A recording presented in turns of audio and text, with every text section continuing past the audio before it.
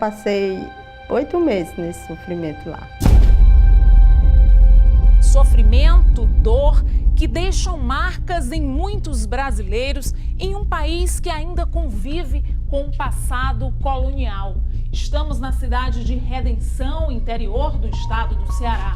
Cidade que concedeu cartas de alforria em 1883, 5 anos antes da Lei Áurea. Aqui funcionava a fazenda típica do período, a Casa Grande.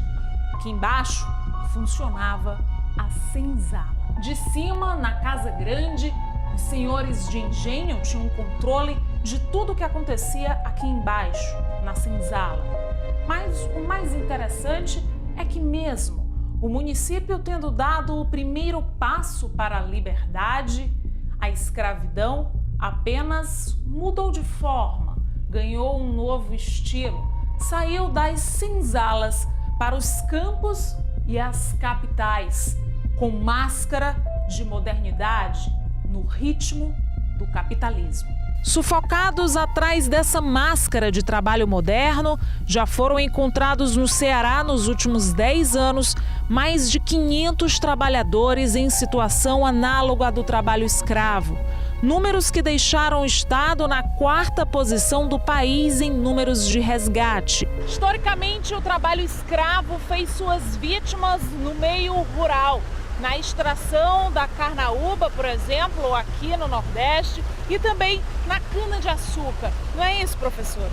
Exatamente. Infelizmente, era um trabalho subhumano e a alimentação deles também era feita no local. Não tinha, como hoje, as leis trabalhistas garantem no mínimo 1 hora para o almoço.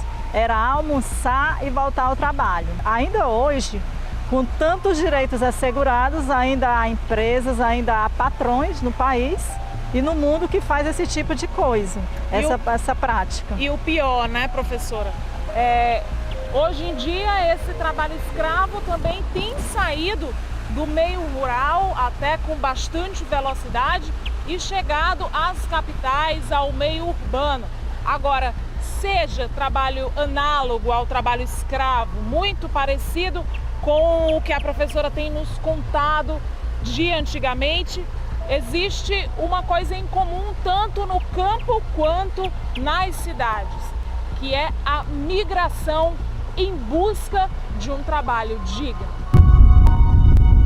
Não, eu saí daqui pensando que era uma coisa, e quando cheguei lá era outra totalmente diferente. Que ela era para mim ir para costurar, mas só que quando chegou lá ela estava para fazer tudo e eu ainda ia para a máquina para fazer bolsa. Desde a década de 60, quando a seca assolou o Nordeste, que a migração está intimamente ligada com as dificuldades econômicas.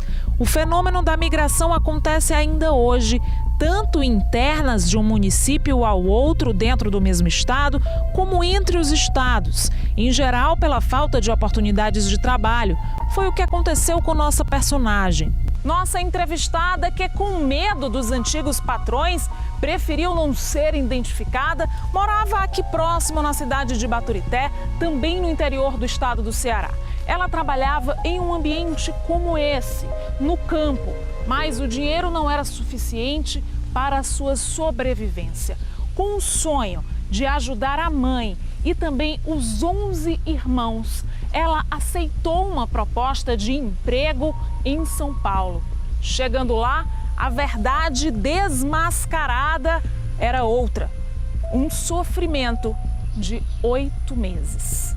Na hora da comida, comia, que se sobrasse eu comia, se não sobrasse, não coisava não. Uma vez pulei, foi à janela, pedi foi uns ovozinhos à vizinha para fazer um caldo para me tomar, que eu não aguentava de fome. Daí eu mesmo disse para ela, eu disse, não é desse jeito que eu não aguentar trabalhar não. As pernas se bambas, eu com fome desse jeito sem comer nada. Ela disse, pô, então tem que trabalhar mais. Longe da família, sem salário, sem dormir, sem comida suficiente e com uma suposta dívida que nunca tinha fim, o sonho desmoronou. Ela era ruim. Ela era muito ruim, ela. Eu chorava de noite, chorava. Aí quando foi uma vez que eu consegui ligar para minha mãe, escondido, Aí, quando ela chegou, ela disse que eu tinha que pagar.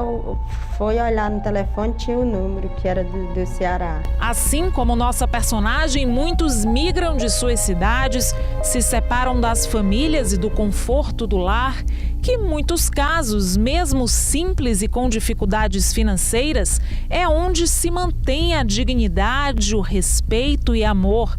E em busca do sonho de uma vida melhor, acabam caindo em verdadeiras armadilhas. Temos como exemplo dessas migrações alguns dos últimos casos de resgates realizados pelos auditores do trabalho de Fortaleza. Migrações externas. Em 2015, trabalhadores do Rio Grande do Norte foram aliciados para trabalhar em uma obra do governo federal, Minha Casa Minha Vida, em Ibiapina, Ceará. 2016, um trabalhador foi aliciado em Manaus, no Amazonas, para trabalho escravo em uma pousada em Fortaleza. Migrações internas. Trabalhadores de Morrinhos, Ceará, foram aliciados para trabalho na construção civil em Groaíras, também no Ceará. A migração é a base do trabalho semelhante ao trabalho escravo, mas infelizmente, para ampliar a análise do problema em nosso país, ainda faltam estudos e pesquisas mais precisas sobre as origens e destinos desses trabalhadores, as rotas do perigo.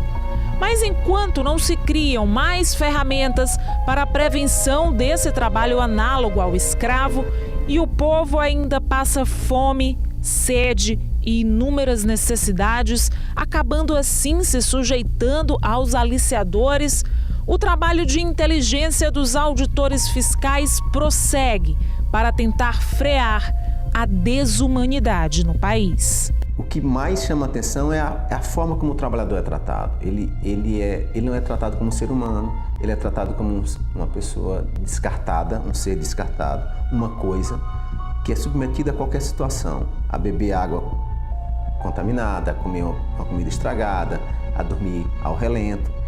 É um afrontamento mesmo contra a dignidade do ser humano. Temos um trabalho de inteligência onde a gente tenta chegar antes dessa denúncia. O caso da denúncia chega e a gente tenta, pelo menos quando possível, antecipar essa situação e realizar a fiscalização.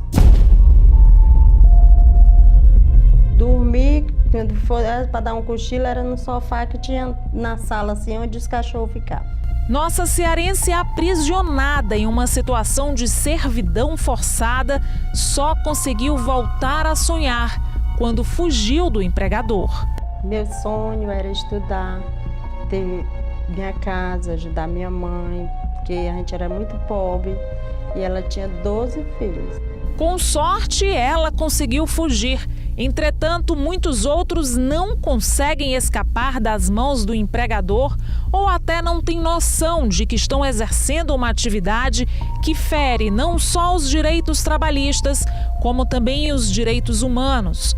Para todos esses casos, é fundamental o trabalho incansável dos auditores fiscais do trabalho, do Ministério do Trabalho, em parceria com o Ministério Público do Trabalho. Porém, para que os casos não voltem a acontecer, é preciso prevenir e atacar a fonte da questão, que é criar meios para que todos tenham condições dignas de viver em suas cidades de origem. Você tem hoje uma dinâmica do fato social, que é a exploração do trabalho escravo. Você consegue que o Estado desenvolva com relativo sucesso a repressão, mas você tem carências no momento anterior à inspeção, que é na prevenção, que consistiria em políticas efetivas de geração de emprego e renda para os trabalhadores, notadamente os trabalhadores rurais, para que eles possam se fixar no seu local de origem. E você tem um vácuo no momento pós-resgate dos trabalhadores, que é uma política de Estado de reinserção desses trabalhadores ao mercado de trabalho. Um verdadeiro resgate de sua cidadania. Agora eu sou feliz, mas antigamente eu não era não. Eu tenho um trabalho bom, um bom patrão, consegui casar, tenho um filho e sou livre.